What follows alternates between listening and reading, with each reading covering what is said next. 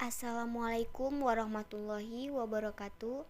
Perkenalkan, nama saya Mustika Pamungkas dengan NIM A1C221087 dari kelas R001. Tujuan saya membuat video ini untuk memenuhi tugas penilaian ujian tengah semester. Di sini saya akan membahas materi tentang kecerdasan intuitif dan reflektif dalam pembelajaran matematika. Yang pertama, kecerdasan intuitif. Menurut Fishbein tahun 2002, kecerdasan intuitif adalah proses kognitif yang spontan dan segera berdasarkan pada skema tertentu. Kecerdasan ini mencerminkan peranan pengetahuan dalam membantu kita untuk memutuskan dan bertindak lebih efektif, menurut Waltini pada tahun 2013. Sedangkan menurut Plato dan Aristoteles, intuitif merupakan proses berpikir yang serupa dengan proses berpikir Tuhan. Intuitif dicirikan sebagai hasil berpikir yang pertama tidak temporal, yaitu memiliki keputusan yang sulit berubah. Yang kedua, memandang keseluruhan objek daripada bagian-bagian objek. Yang ketiga, tidak bersifat proposisional.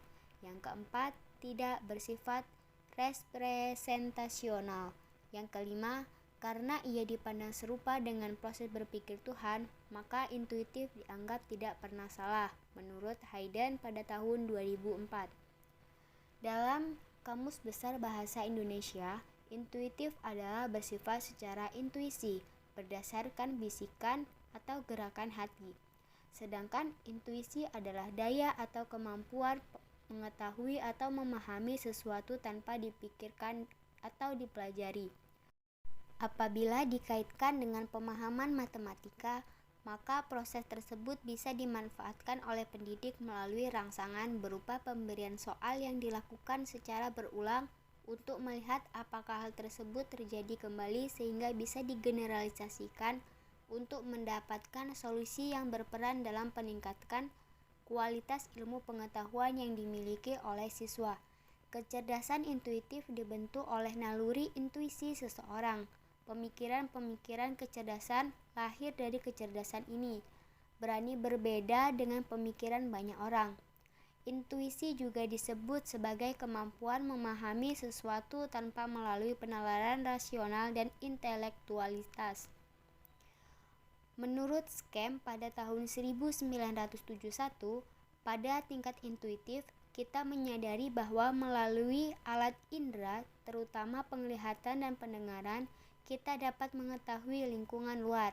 Hal ini dikarenakan secara otomatis data tersebut diklasifikasikan dan dihubungkan dengan data serupa yang sudah ada.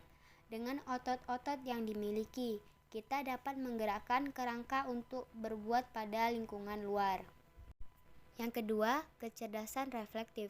Menurut Dewey pada tahun 1933 mendefinisikan berpikir reflektif sebagai sesuatu yang dilakukan dengan aktif, gigih, dan penuh pertimbangan.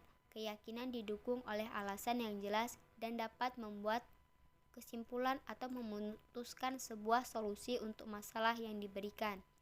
Sedangkan menurut Gurol pada tahun 2011 mendefinisikan berpikir reflektif sebagai proses kegiatan terarah dan tepat di mana individu menganalisis, mengevaluasi, memotivasi, mendapatkan makna yang mendalam, menggunakan strategi pembelajaran yang tepat.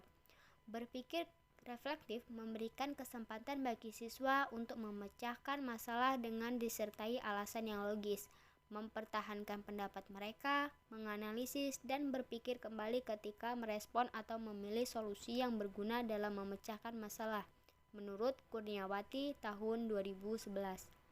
Hal ini sejalan dengan pernyataan King and Kitchener pada tahun 2000 yang mengatakan bahwa berpikir reflektif melibatkan identitas fakta, formula, dan teori yang relevan untuk memecahkan masalah yang kompleks dan tidak jelas.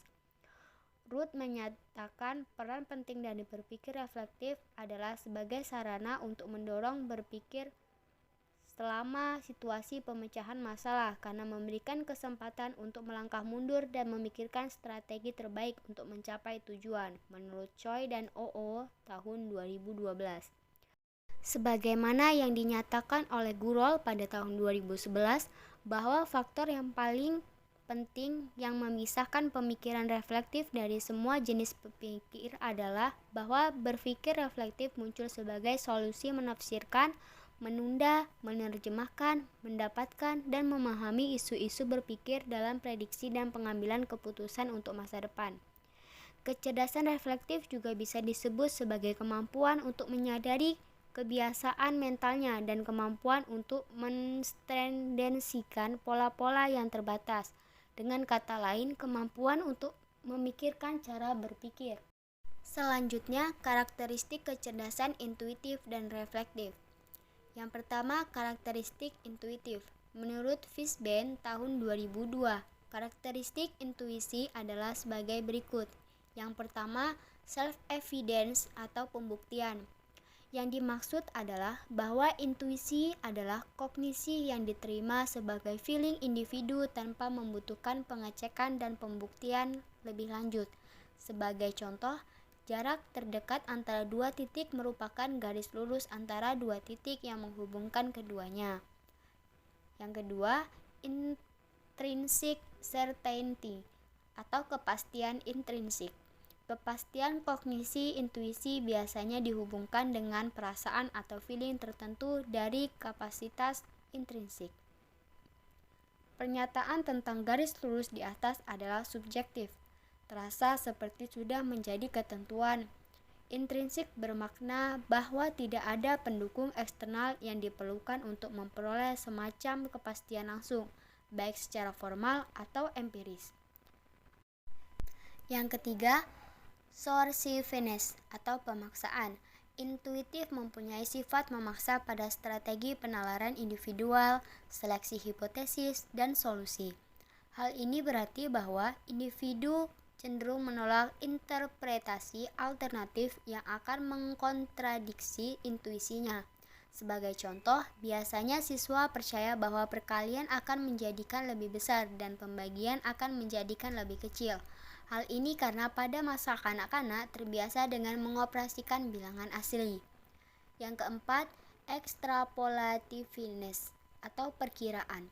Sifat penting dari kognisi intuitif adalah kemampuan untuk meramalkan melampaui segala dukungan empiris.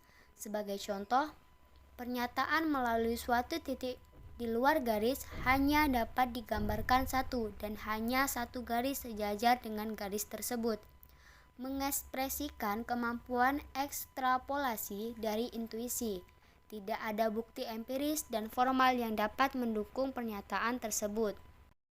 Yang kelima, perseverance atau ketekunan. Intuitif yang dibangun memiliki kekokohan atau stabil. Artinya bahwa intuisi merupakan strategi penalaran individual yang bersifat kokoh dan tidak mudah berubah. Sebagai contoh, jika seseorang mengatakan bahwa persegi panjang bukanlah jajar genjang, kondisi semacam ini sulit dilakukan perubahan untuk menjadikan mereka menerima bahwa persegi panjang adalah jajar genjang. Yang keenam, globality atau umum. Berpikir intuitif adalah aktivitas berpikir yang global yang berlawanan dengan aktivitas berpikir yang logis, berurutan, dan secara analitis. Sifat global intuisi menunjukkan bahwa orang yang berpikir intuitif lebih memandang keseluruhan objek daripada bagian-bagian detailnya. Yang kedua, karakteristik kecerdasan reflektif. Dalam memecahkan masalah matematika tidak hanya kemampuan untuk menyelesaikan masalah saja yang diperlukan oleh siswa, tetapi juga diperlukan proses berpikir siswa yang baik dan reflektif. Siswa dapat merasakan dan mengidentifikasi masalah, membatasi dan merumuskan masalah, mengajukan beberapa kemungkinan alternatif solusi pemecahan masalah, mengembangkan ide untuk memecahkan masalah dengan cara mengumpulkan data yang dibutuhkan, melalui tes untuk menguji solusi pemecahan masalah dan menggunakannya sebagai bahan pertimbangan membuat kesimpulan. Menurut Gurol tahun 2011, meneliti tentang keterampilan berpikir reflektif calon guru dalam proses belajar mengajar.